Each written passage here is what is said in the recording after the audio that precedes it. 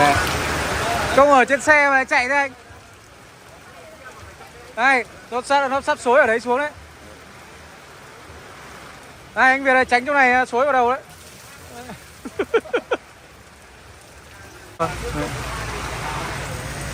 Thêm cây nữa rồi. Có cây xanh nữa rồi. Một cái chung về giá đó. Mà tiện công chở đã bỏ công này đi trời mưa. Cây xanh bên dưới mà tự trang à? Tự trang. Sao nước ơi, lên lào có chai không rồi. Lái à? Lái. Xô. Chỉ luôn. Đây á. Đây á. Con này á. Không phải con này à? Muốn cắt á? Muốn cắt đến đâu? Cắt làm gì? Để nguyên. Cắt bên đấy thì thành dáng gì? Con này để nguyên bởi Nguyên này chơi cây trực cổ. những cái nét của nó là nó già rồi. Nó ổn định rồi. Nguyên nét cổ này của nó chơi. Để nguyên đừng có cắt. Cắt bỏ là hỏng cây. Cắt thì vứt đi. Không nên cắt để đấy mà chơi cây để lại. Đúng rồi. Để nguyên. Cắt.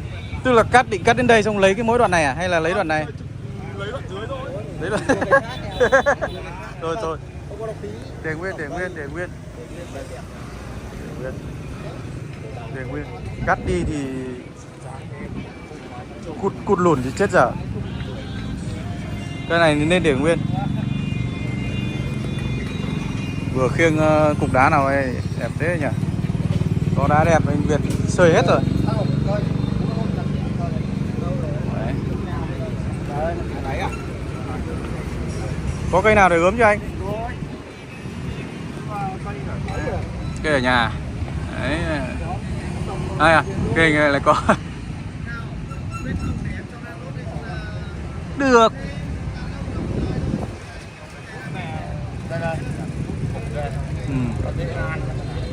Như này bay ra đây. Ui chuẩn luôn. Đoán ngay được cây như nào. Được đấy.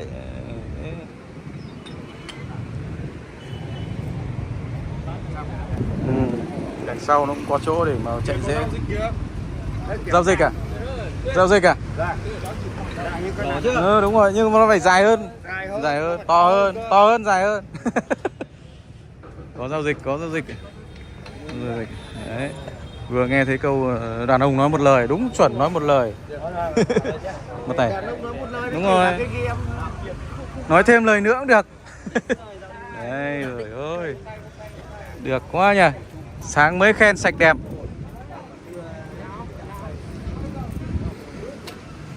Trắng chả tiếp khách gì. Ôi đá hết hàng rồi, đá hết hàng rồi. Nay mua rồi mai lại mua.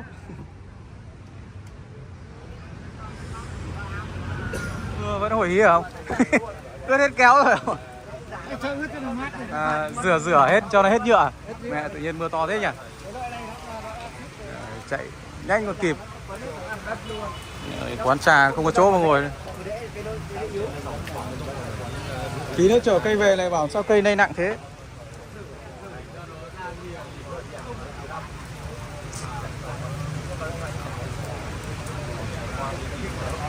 Nắng mưa chả biết thế nào. Nhờ có tiền. Cắt luôn đúng không để xem.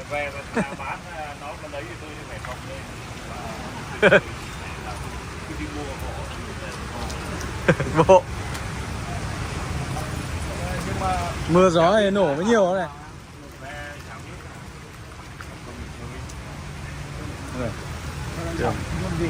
Tưởng quá nhỉ. Lộc đấy, lộc lá đấy. Lại có tiền chén con này không ạ? Bây giờ ông có muốn cắt giờ em phải chơi là mua cả một lô. Hôm nay tôi mới cắt được cái sao? Cắt được. Không tiếc anh Minh ạ. Về tôi sẽ làm như cắt những cái cành kia xong tôi nhìn nếu như mà toàn dân nghiện này, mưa vẫn mò đi này. Không có gì để nói. Nhìn cái bóng của ca thì sao để Kiểu này ông Minh lại được cộng rồi. Bách à, khách tới luôn. Nhiều mà. Ở cái ngon kia thì cái nó phải giảm nó cam bầm. Đi đâu? Số này vừa nãy nổ mấy phát rồi đấy. Mưa gió nổ 2 phát rồi. Xong rồi mà bắt ngang tay công ty. À ông Cường à, ông Cường nay lại mua cây rồi à? Thế giờ là Gia Lộc rồi đúng không? Mẹ, không.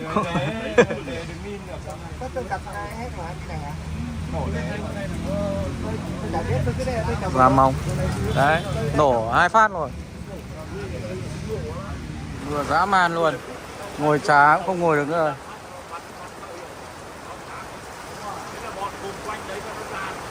Về không về được này.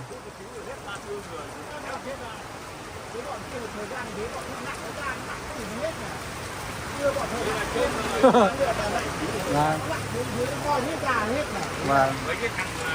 Gặp hết rồi.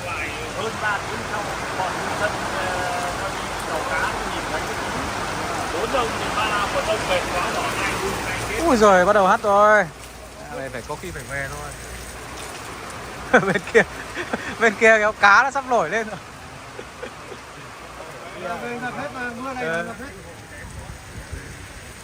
Có giò như gà con. Kiểu này mưa dài đấy.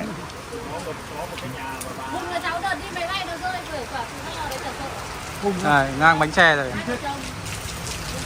À, cái vụ mà thức ăn bắn đầy đầu ấy. Không việc gì. Không ai việc gì. Tuét đây.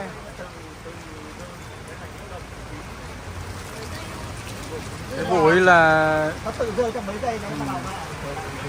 thức ăn các thứ là lộn hết lên đầu. Bẩn như mà. Cái vụ vừa rồi đây. Nó thụt vắt xuống.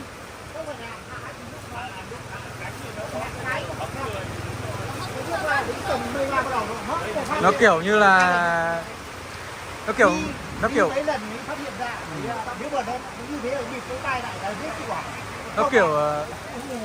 không như thằng này là nó thụt xuống nó lộn phộc luôn, thức ăn nước bay đầy đầu. À đấy à. Đồ đạc lùng thiển xiểng hết luôn.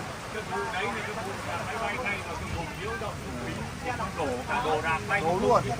Lưng bánh xe. Ui giời ơi. Chứ mình đi mà ví dụ như mình đi mà nó bị cái đây nào. Hương đẻo thế, Hương du nước đây.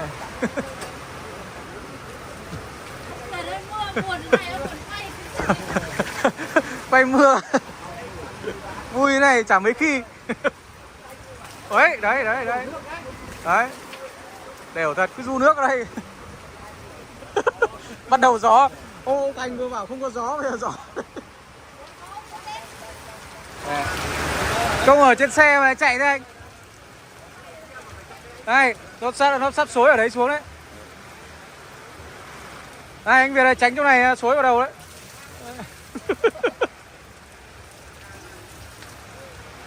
À, tưới cây luôn không? Kết hợp tưới cây luôn à? Đây, ngập. Cây của Hương nổi lênh phênh như à.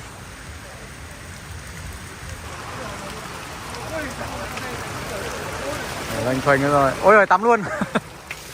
Ôi trời ơi.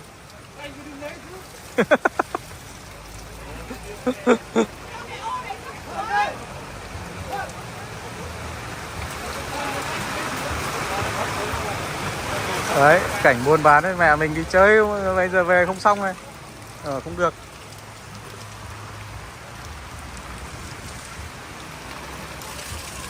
Và con nhìn thấy cái gió ở trên xe là biết rồi.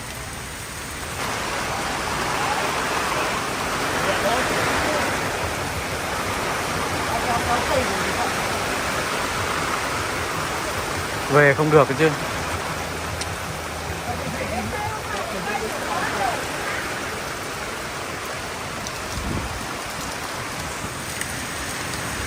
Chuẩn bị bằng mép chậu rồi. Nước.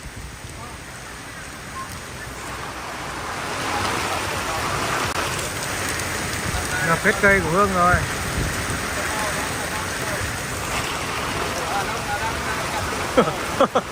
Ngập toàn thành phố rồi mẹ.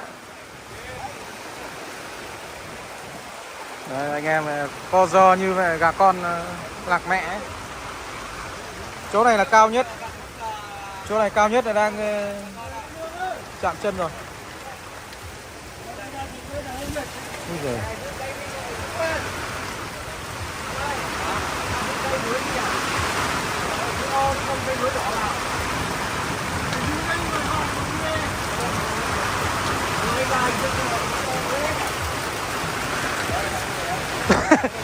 Thuận lại về à?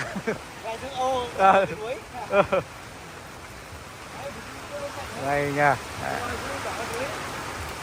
Không có cái lều nào chống nổi cái sức gió sức mưa này. Đây kìa. Cây đã ngập quá, nước ngập quá cái chân ghế rồi, nửa ghế rồi.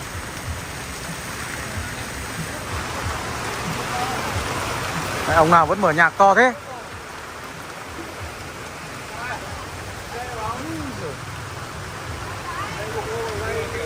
Vẫn có khách này. Khách. Đấy, mưa mẹ vẫn khách này. Đây. Tầm này đằng nào ướt rồi, múc mạnh à? Đấy mà đang ngắm ấy, đang chọn.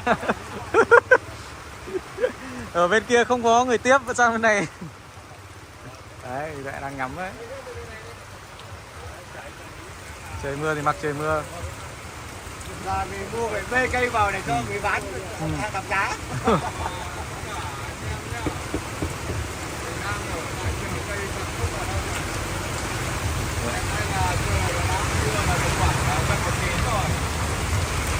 Nghe anh ơi, nước ở đây là ngập bánh ô tô, dạng mưa ngập quá anh ơi.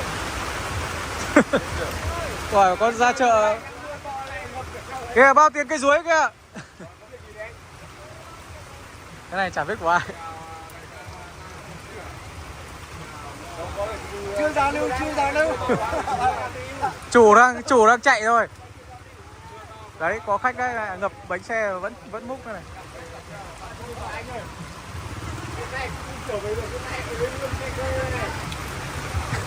À đây rồi, đây.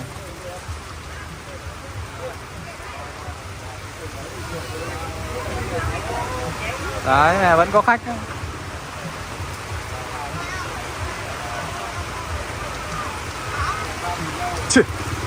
Chiều tà. Đúng không phải cây của mình ra đọc mẹ. Đọc hộ.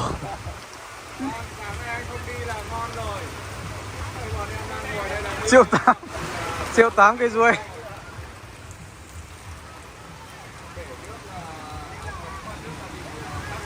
Đi nhẹ, úi ôi. Kìa múc rồi anh này, mưa gió vẫn múc kìa. Đấy, củ 8 vắt chốt luôn kìa. Đó mẹ, tường quá. Chằng luôn này. Mà đọc phát múc luôn mới căng. Vừa chơi lại à? Mưa này, ăn được cây cho 1 triệu. À bán hộ chứ. Ý là đây cây có phải của Hạ ở đây đâu.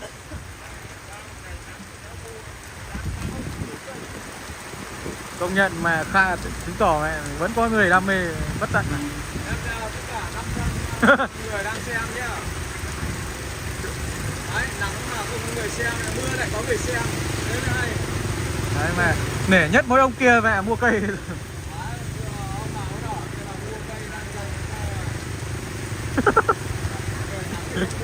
Chưa từng thấy. Hết rồi. Thế nhưng ông có nhìn qua thì mà ông đã sờ đâu.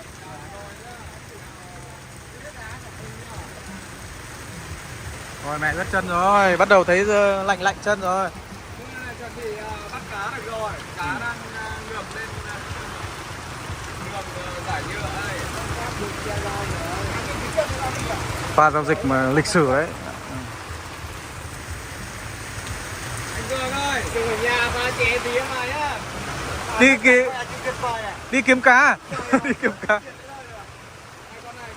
Cách này có chữ bài rồi, chữ tuyệt thôi. Ôi giời. Đấy mẹ đấy là Gia Lộc, có Gia Lộc kìa. Mẹ, chưa từng thấy luôn. Cười khanh khách.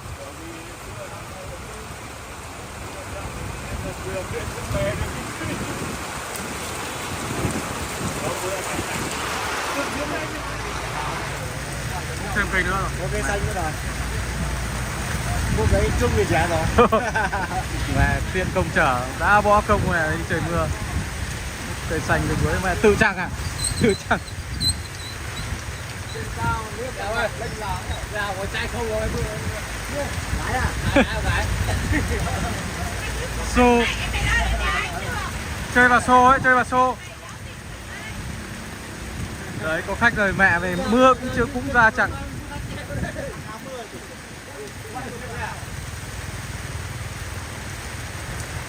Hai cây luôn mà gấu thật. Rồi đang mưa to anh ạ. Cả đến mấy Trời mưa tầm tã đấy mới gọi là yêu cây. thì nó bùn nó chảy đây mông. Đấy, hai cây luôn. Mưa lại mưa cây. Không phải ra mưa cây nó đẹp đúng không? Mưa cây nó đẹp. Đấy. Đấy là có một cây nữa. Ôi, đây này, Con dai. cây này căng quá nhỉ. Cây này hại trống lắm.